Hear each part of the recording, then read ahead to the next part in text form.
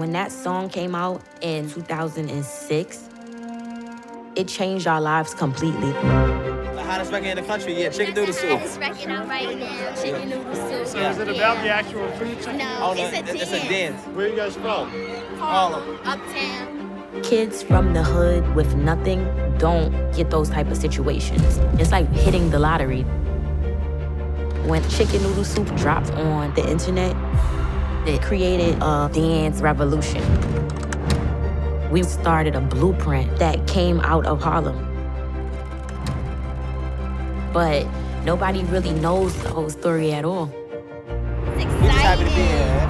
This is fun. Yeah. People just feel like, oh, you made a hit, and now you never made another hit, you're a one-hit wonder. Nope, that's not the whole story at all. I never wanted to settle for anything. Like, I just knew I want to be great. What's your name? Bianca Bonnie.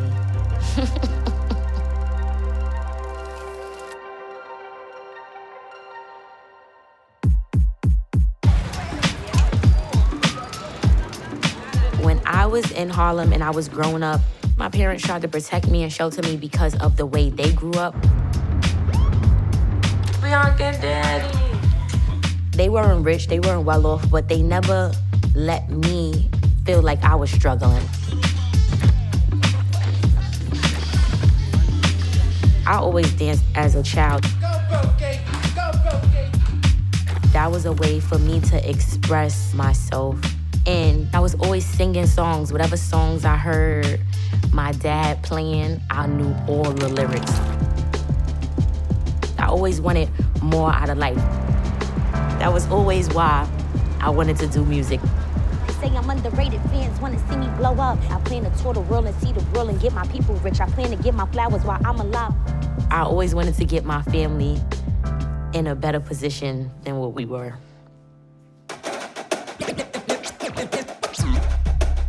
In Harlem, there were always these crazy parties for the youth.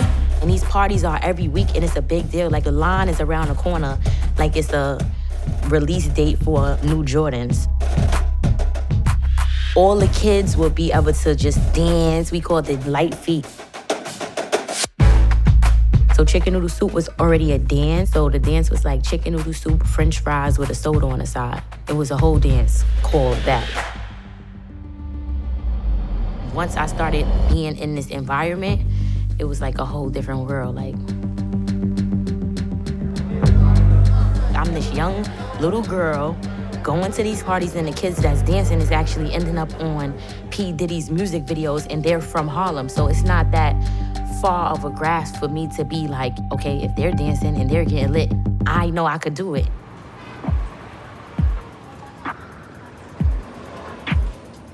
So my uncle, the Drizzle, he would make music at my mom's house.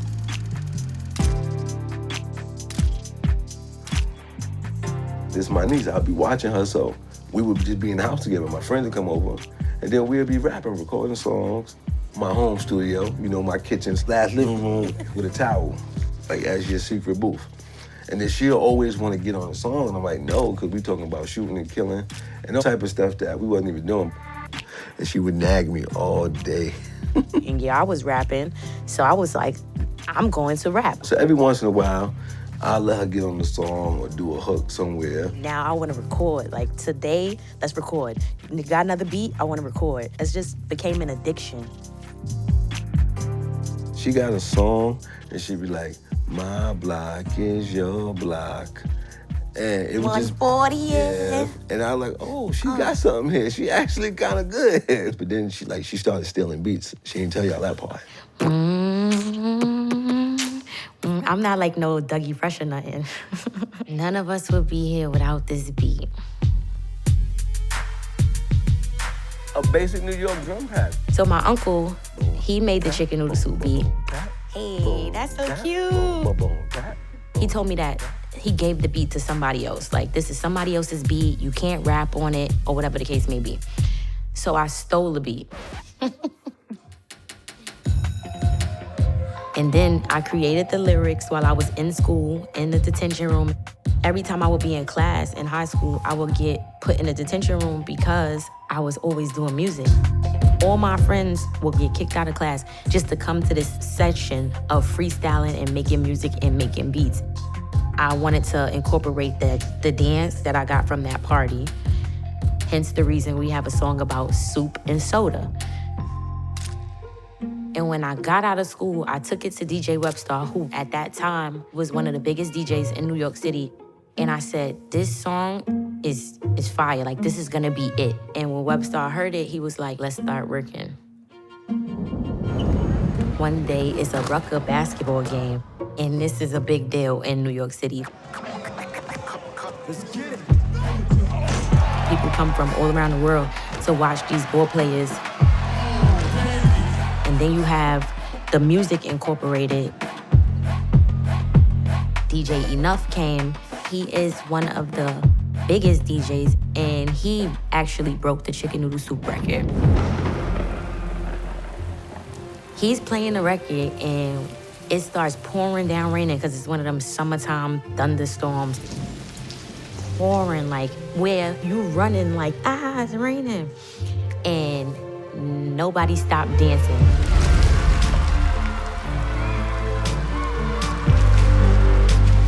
And when I'm telling you the song is playing and all the kids are dancing in the rain, nobody's leaving the court, nobody's running. And once they saw that, they was like, what is this? DJ Enough took the record to Hot 97. So it's playing over and over and over. Internet culture was basically just starting when I was coming up. When I was in kindergarten, it was dial-up, like AOL. It was like, And then everybody in school was on YouTube. We made a video and we put it on YouTube. And that's when it started going crazy.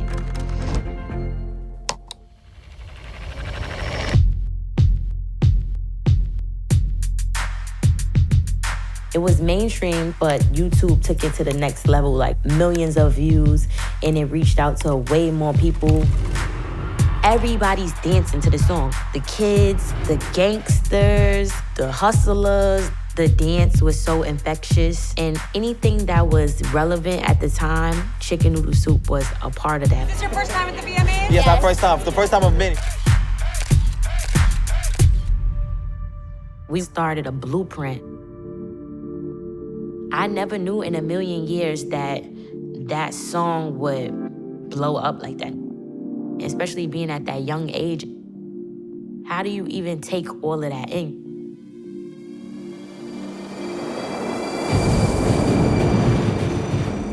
Everything just kind of happened. It was like a fast train moving, and I had to jump on it and just keep going. I was a minor when we signed with Universal for that record.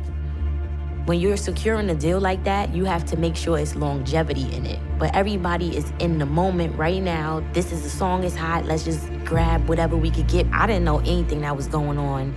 I wasn't there when the deal was signed. Everything was really DJ Webstar. And I got overshadowed. A song that I created, that my uncle made the beat, none of that makes sense.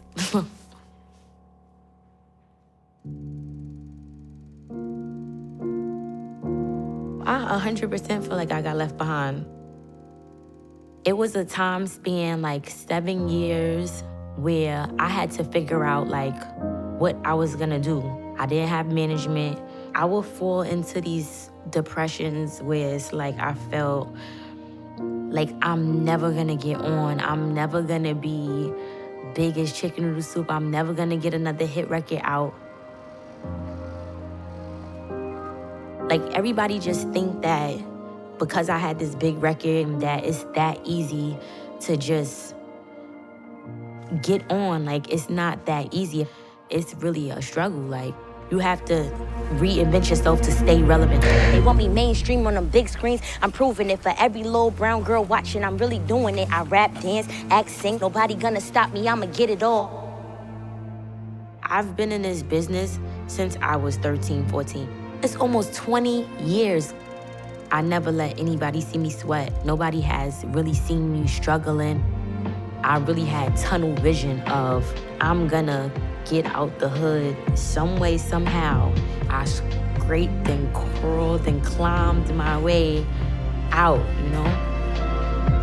Manifestation is powerful, I'm truly aligned. In every song that I write, hit the ground when I rhyme. This talent was God-given, been ahead of my time. Cause I'm a superstar in every way, I'm just destined to shine.